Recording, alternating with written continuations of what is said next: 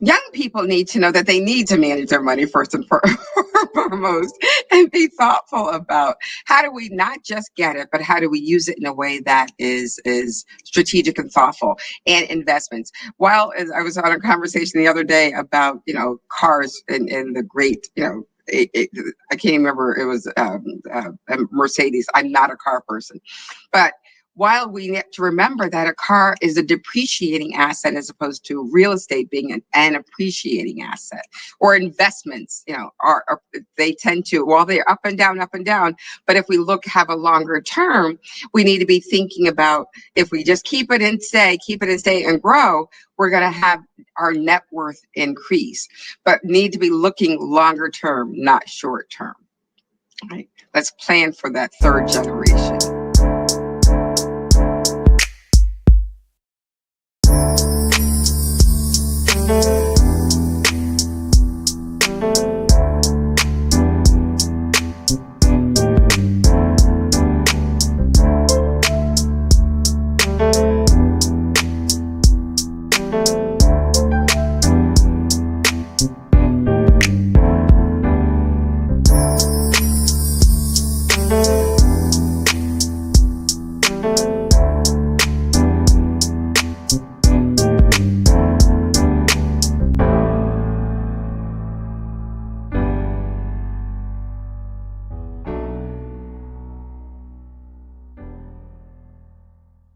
Hello, everybody, and welcome to the Foxworth Theory. I am your host, Eugenia Foxworth. This show is about art, fashion, business, and entertainment, and we thank you for joining us today. We have guests from all over the world who are movers and shakers, and we allow our guests to tell their stories on the Foxworth Theory. Today, our guest is Aimee Griffin. Aimee Griffin is the president and the CEO of the Griffin firm in Washington, D.C., as well as the founder of the Association of Black Estate Planning Professionals, Inc. As she directs estate planning and business attorneys, Griffin helps individuals, families, and communities to build multi-generational wealth. Ms. Griffin is committed to bridging the racial wealth gap and supporting the transfer of wealth through estate and business planning. She strongly believes when we know better, we can do better. Welcome today, Ms. Griffin. What is the state of generational wealth in our diverse communities? Well, thank you so much, Ms. Foxworth, for having me, because this is really an important conversation that I wish everybody was having. But the reality is, so often we lose wealth in the Black community typically because we don't necessarily have a plan. 30% of Black people have an estate plan, which means that it has to go through the court. The probate would have to go through the court. And oftentimes that means assets need to be liquidated and sold in order to have the ability to pass through to the next generation, or at least from the person who has passed away. So I encourage people to at least have the plan, have a thought about how do we transfer the wealth from one generation to the next. Which is very important, especially within the brown and Black communities. Now, how did you come to focus on this estate planning? The interesting story is I was a divorced mom, and I had a job where I was overseeing contracting and procurement for a Commonwealth agency in Massachusetts. And as I was working and trying to get to see who was getting the contracts, and realized Black and brown people were not. And at the age of 40, I decided to go to law school, because I said, you can't win the game if you don't know the rules. And I went to law school. After law school, I was a part of the creation of the New England Black Chamber of Commerce. And I was working with businesses to help create wealth and or to increase capacity. And a business owner, or a couple of business owners would pass away. And what I realized is that the assets that they had worked so hard to gain for their family were lost because there wasn't a plan. So I went back to law school and got my Master of Laws in Elder Law and Estate Planning, because for me, it's about community and economic development. So I didn't want to do anything that would be where I'd be benefiting from people's misfortunes, but I wanted to be thoughtful and strategic about how do we create, protect, and transfer wealth. Which is so important because we read those stories every day, especially that which has happened within the Black community in the South. And I think that what you're saying is most needed. Now, what does our community need to know about building their estates? Well, the thing is, so often, unfortunately, we have the thought processes, I don't really have enough to plan, right? I don't have enough, but we need to move from the survival mentality to the thriving mentality.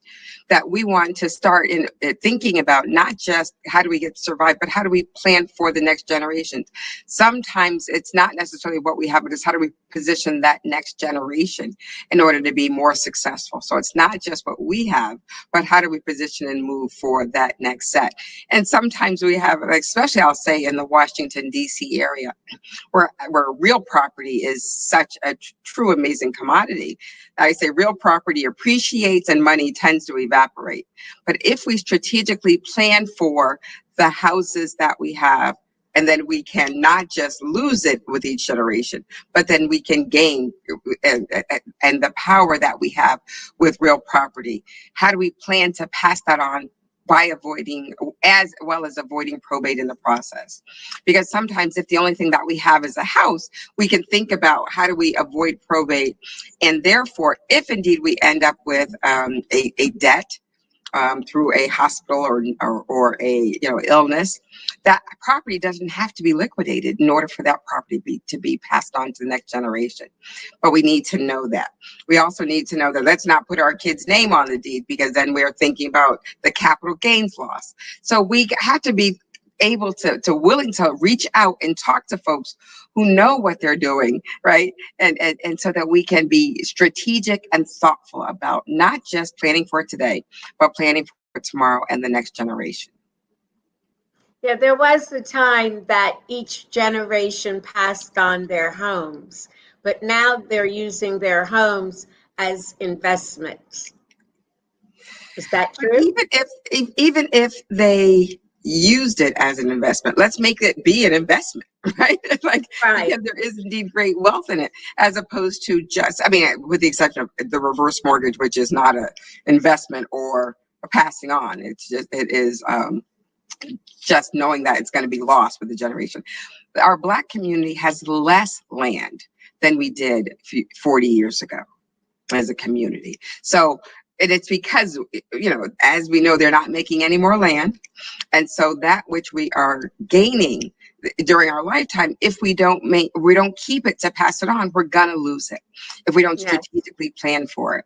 And so that indeed is one of the things that I really encourage people to be thoughtful about, is if you have one child and one house and two kids, you can't pass half a house on. So be thoughtful about how do we benefit. But one of the things that we tend to do a lot is not do anything at all.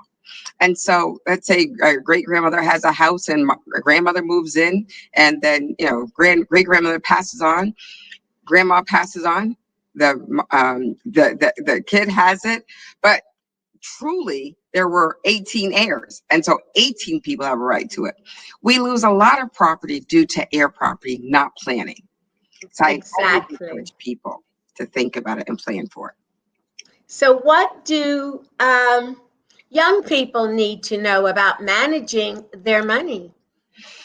Young people need to know that they need to manage their money first and foremost, and be thoughtful about how do we not just get it, but how do we use it in a way that is strategic and thoughtful, and investments. While I was on a conversation the other day about, cars and the great, I can't remember, it was a Mercedes. I'm not a car person, but while we have to remember that a car is a depreciating asset as opposed to real estate being an appreciating asset, or investments, they tend to, while they're up and down, but if we have a longer term, we need to be thinking about, if we just keep it and stay and grow, we're going to have our net worth increase, but need to be looking longer term, not short term.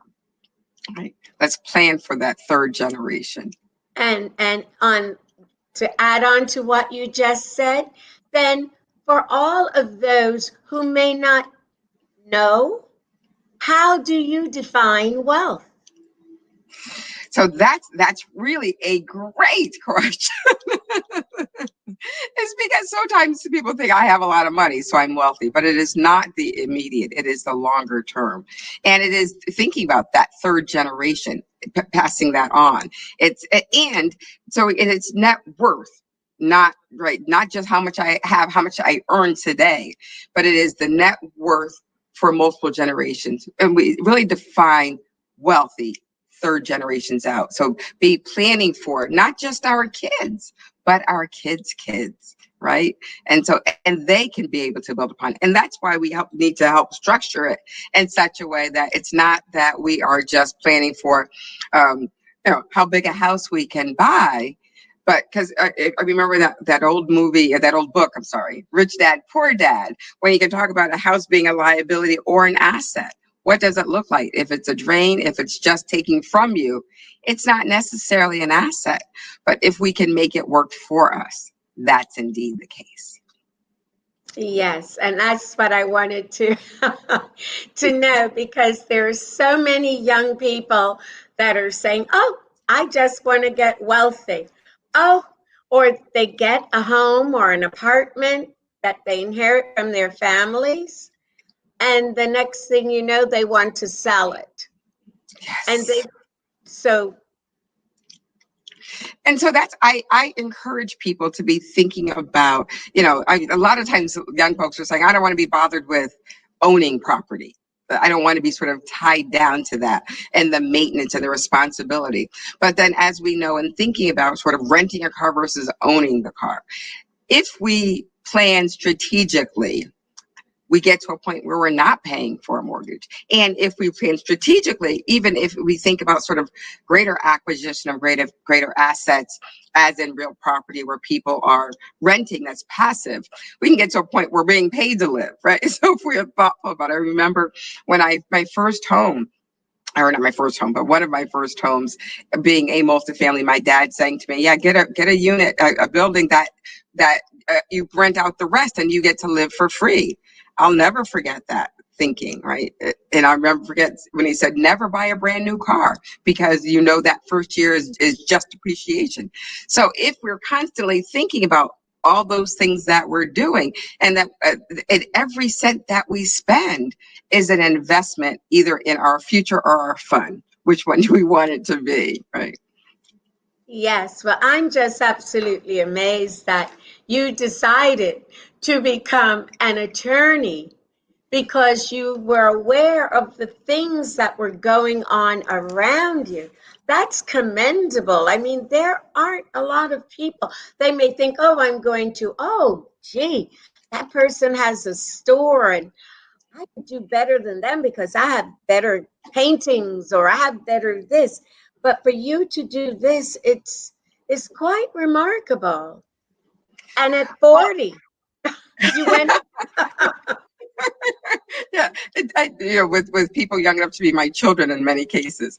However, but I am a child of civil rights activists, and so the mindset, there was never really the goal to be personally wealthy, but it is, how do we support others? How do we serve the community? Because one of my mantras was, I can't do better if my community doesn't do better. It is truly a collective effort that's required.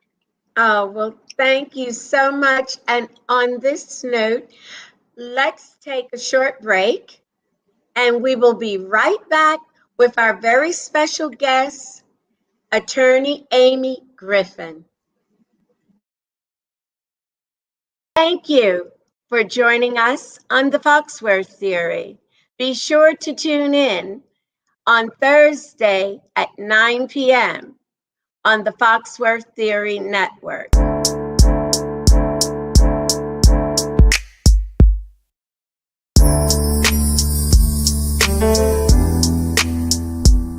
Thank you.